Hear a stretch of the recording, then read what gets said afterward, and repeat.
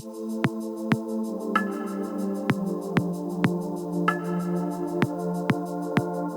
guys, it's Ross Hoddinott for naturettl.com. Today we're going to be discussing using foreground interest to create depth in your compositions.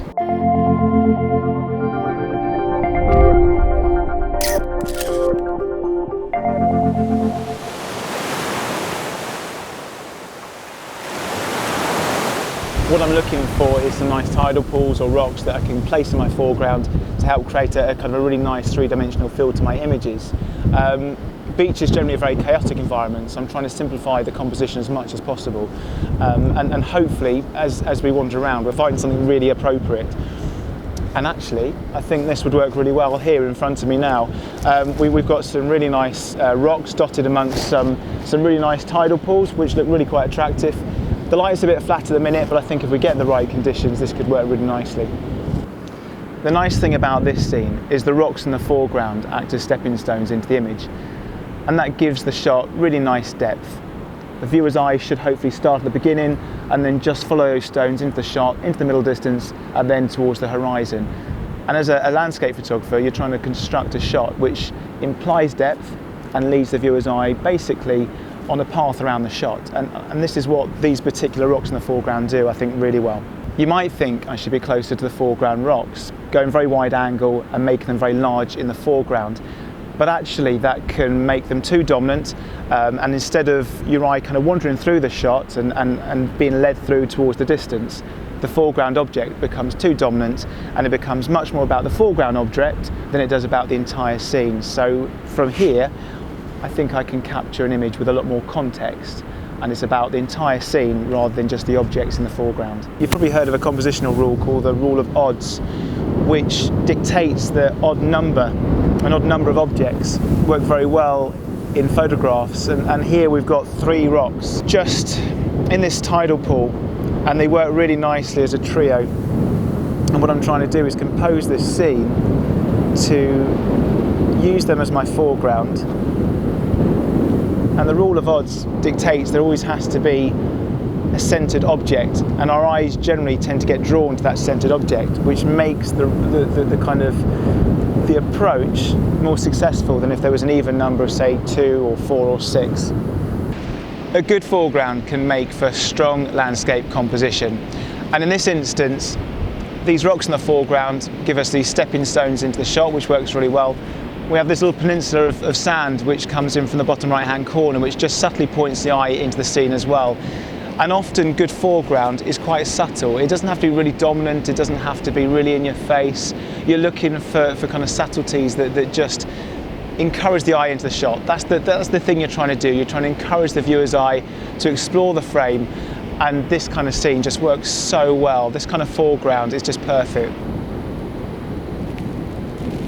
The light's finally come out, and I'm just going to take a couple of shots now just as the light just starts to pick up some of the cliffs in the distance here, and hopefully in a minute we'll have some light in the foreground as well.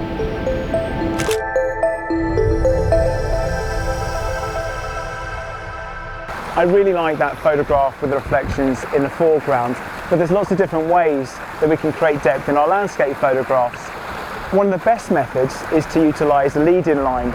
There's lots of different things within the landscape, both natural and man-made, that you can use to direct the viewer's eye through the shot from the foreground right through to the distance.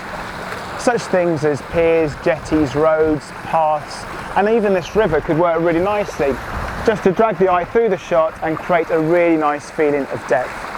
But in this instance, I'm not going to use the river. I'm going to wander further onto the beach and hopefully find some nice rocky ledges and perhaps incoming tide as well to create depth and interest in my shot.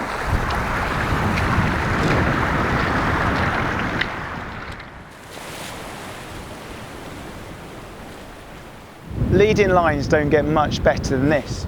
These fins of rock in front of me just lead the eye into the image really nicely, and I've composed this image so that I've got the rock coming in from one corner, so I've got a really strong diagonal through this shot.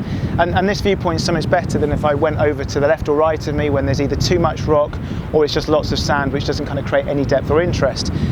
The only thing that I think would make this shot better now is a bit of water motion. I'm hoping that the tide's going to come in the next kind of 10 or 15 minutes and wash between these bits of rock and really add some nice interest and also separation between the rock in my foreground. So yeah, I'm just going to wait now and fingers crossed I'll get some good shots in a minute. When you include foreground in your shots, you typically want to have an extensive depth of field to ensure that everything from your foreground object to the distance is acceptably sharp. And in order to do that, it's very important that you think very carefully about where you focus within the scene. Depth of field falls approximately 1/3 in front of the point of focus and 2/3 beyond it. So a good rough and ready way of achieving a very large depth of field is to focus a third way into the frame.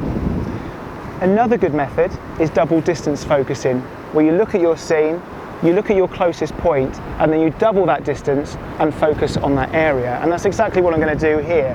I'm going to look at this foreground rock, and then I'm going to double the distance, and then using live view, I'm going to focus on that point, and that should ensure that I have really good extensive depth of field and my image is sharp throughout.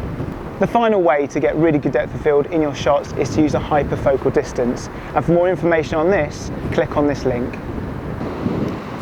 So the tide's really coming in now, and the water's just put a lovely separation between these rocks. And effectively the water motion is acting like another leading line. It's dragging the eye into the shot. I'm using an ND filter here, a 6-stop ND filter, just to add a little bit of motion to the water as it comes in. And effectively what I'm doing is generating my own foreground interest by my choice of exposure. And it's very important to understand that exposure length can really affect the way you capture foreground motion. I'm going to shoot from here for as long as I can safely. And all this white foam is just going to blur and hopefully look really nice. The sky's looking quite moody as well now. It's quite stormy. And hopefully these results are going to look so much better than the shots I took earlier without the water motion in this image. Well, that's nice. That is nice.